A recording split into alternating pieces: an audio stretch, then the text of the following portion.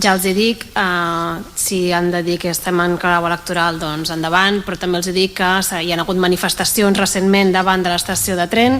Estem parlant de la situació concretament també que vivim a la nostra zona de Tarragona i crec que vam ser portada del diari fa 2 dies. Per tant, crec que el tema és prou important com per parlar-ne. Crec que no desvetllo cap secret si dic que les xarxes d'Adif i els trens que depenen de Renfe són una autèntica calamitat i un drama i un mal endèmic que tenim cronificat, que els usuaris són víctimes de múltiples incidències, retards, avaries constants, cancel·lació de trens sense previ avís, pocs vagons que per tant no donen demanda a les persones, etc. I això crec que no ho podem normalitzar.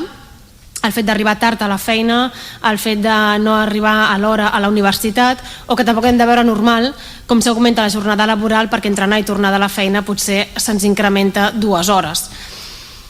Les hem vist de tots colors, però sobretot parlem del que fa la zona del Camp de Tarragona, i justament, com els comentava, hi va haver-hi una manifestació davant de l'estació de Renfe i el col·lectiu d'afectats del Camp de Tarragona, Baix Penedès, Garraf i Ebre, que són usuaris de la línia R2, Sud, R14, R15, R16 i R17, van dir prou a aquesta situació i a més van crear la plataforma Dignitat a les Vies.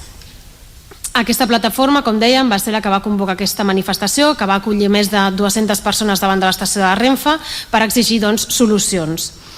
A més, creiem que és paradoxal, perquè si fomentem la mobilitat sostenible i que demanem que la gent deixi el cotxe a casa, doncs no podem oferir un servei tan deplorable com el que tenim.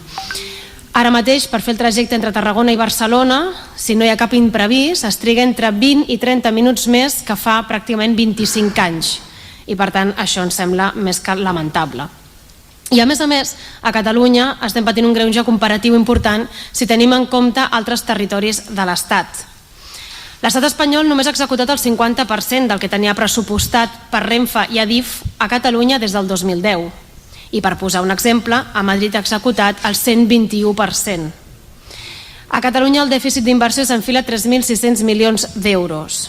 I per tant, aquesta manca d'inversió evidentment és una de les causes de les incidències que patim els ferrocarrils. Per posar 4 dades, per exemple, d'incidències. El 2020 van patir 631 incidències, el 2022 831.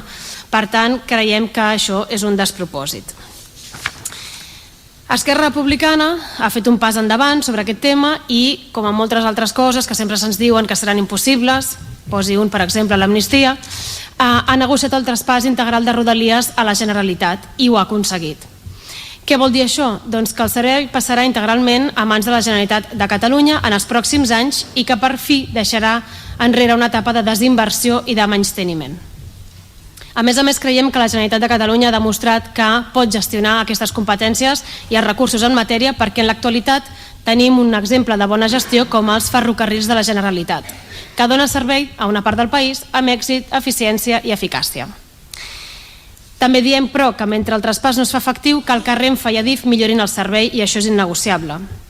A les usuàries i usuaris no poden continuar sent víctimes d'aquest servei tan insuficient i dramàtic i, per tant, per tot el que hem exposat, és evident que demanem i reclamem a Adif i a Renfe una millora significativa del servei que minimitzi les incidències, encara que ja s'estigui treballant en el traspàs de Rodalies, donar suport a aquest traspàs, però sobretot també, i molt important, i una de les coses que més preocupa a la plataforma que va néixer recentment, és instar el govern espanyol a buscar solucions de servei alternatius i de garanties que donin resposta a milers d'usuaris de tren que es veuran afectats i veuran afectada la seva mobilitat a causa de les obres del corredor del Mediterrani a Roda de Berà que estan previstes per al setembre d'enguany. Per tant, afegirem encara més dramatisme a la situació que ja es viu.